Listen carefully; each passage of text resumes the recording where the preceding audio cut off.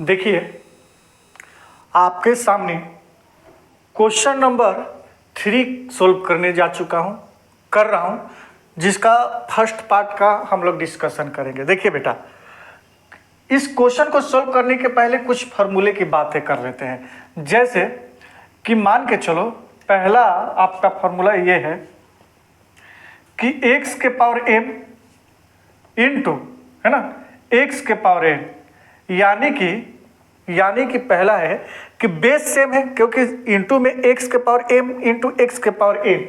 जब base same है ना, तो क्या करेंगे, दोनों को मिलाकर एक ही बेस लिखेंगे, और जब इंटू में है तो पावर को क्या करेंगे, m प्लस n कर देंगे। ये पहला हुआ। दूसरा कंडीशन सुनो, x के power m divided by x के पावर n। समझ लो ना, ये किस फॉर्म में है, x के पावर m x के पावर n। ठीक है, ऐसे ही ना, इसको ऐसे ही लिख सकता हूं।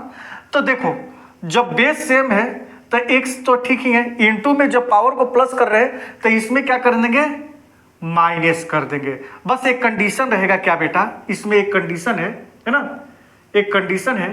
क्या कंडीशन है कि m ग्रेटर होगा n से, यानी कि m माइनस n कर देंगे, m ग्रेटर होगा n से। ठीक है, इसका कहने का मतलब कि m में n माइनस होगा, n में m माइनस नहीं करेंगे, n माइनस m नहीं करेंगे, m माइनस n करेंगे। ठीक है, अच्छा, ये आप बात समझ चुके हैं। ठीक, इंटू का और डिवाइड का। तीसरा सुनिए, तीसरा क्या है कि जब ये बेस है x के पावर m इंटू y के पावर m। अब क्या कंडीशन है, इसमें क्या कंडीशन है, देख रहे होगे कि जब x के पावर m और y के पावर m, इसमें क्या है कि पहले वाला में क्या था, बेस सेम था, पावर अलग था। इसमें क्या है कि बेस अलग अलग है बट पावर सेम है। तो क्या करेंगे, ये जो है, जो m है पावर, इन दोनों पर सिंगल, जैसे कि बेस को सिंगल लिख रहा था, वैसे ही पावर को भी सिंगल लिख सकते हो। कैसे, x इंटू वाई बराबर के पावर m।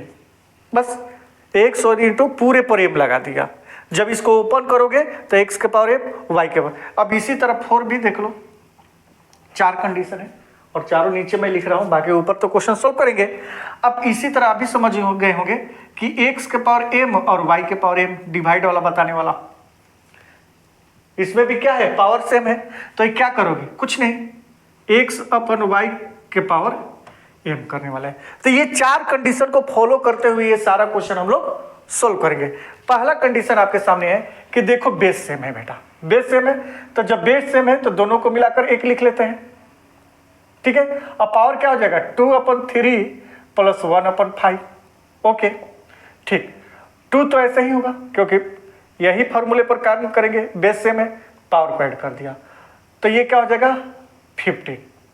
ओके, अब 3 5 जा 15, 5 से इंटू 5 2 जा 10 प्लस 5 3 जा 15 13। ओके, तो ये 2 के पावर कितना हो गया, 13/15। क्या हो गया बेटा, 13/15। ये आपका क्या हो जाएगा, आंसर हो जाएगा, ये आपका क्या हो जाएगा, आंसर हो जाएगा। ठीक, दूसरे नंबर क्वेश्चन को सोल्व करते हैं, है ना, दूसरे नंबर क्वेश्चन को सोल्व करते हैं।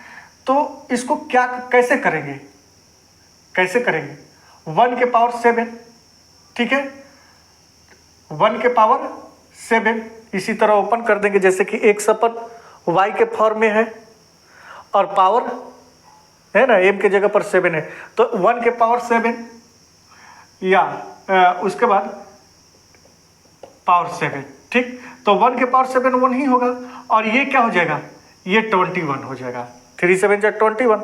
अभी पीछे ही 2 क्वेश्चन किए, उसमें था कि अगर बेस के पावर कोई है और ब्रैकेट के बाद फिर पावर है तो दोनों में इंटू कर देते हैं। ठीक, तो क्या ये आंसर होगा, देखो ये भी आंसर हो सकता है और नहीं तो ये सॉरी ये 1/3 के पावर 21। तो ये क्या हो जाएगा कि ये जो 3 है मैं न्यूमरेटर में लिखना चाहता हूं, तो क्या कर देंगे, कुछ नहीं, 3 है ना, और -21, क्योंकि मैं बताया हूँ कि x/y पे माइनस अगर पावर होगा तो y/x लिख देंगे, है ना, और पावर क्या हो जाएगा, m हो जाएगा। लेकिन x/y के पावर अगर n होगा ये ना, तो क्या हो जाएगा, y/x कर देंगे तो माइनस पावर हो जाएगा। बात समझ रहे हो ना। तो फ्रैक्शन को रेसिप्रोकल करके जो प्लस में रख सकते हैं प्लस पावर को, तो रेसिप्रोकल करके वो माइनस में चला जाएगा। कहने का मतलब 1/3 है ना, ये 1/3 है, अब मैं 3/1 कर दिया तो ये रेसिप्रोकल ही तो हो गया। बात समझ ना। तो पावर प्लस से क्या हो गया, माइनस हो गया। आई बात समझ में। इसको मिटा देता हूं।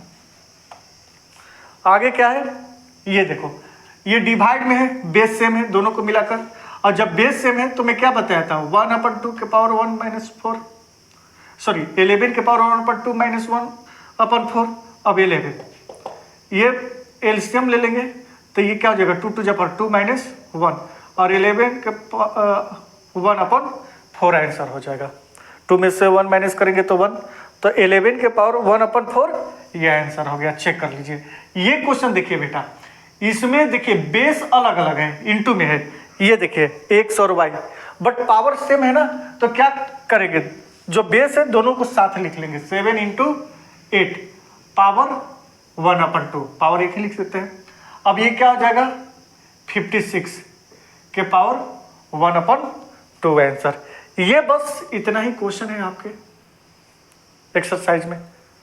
चलिए तो बोलिए, बताइए कैसा लगा, और अच्छा लगा तो प्लीज़ सब्सक्राइब कर दीजिए।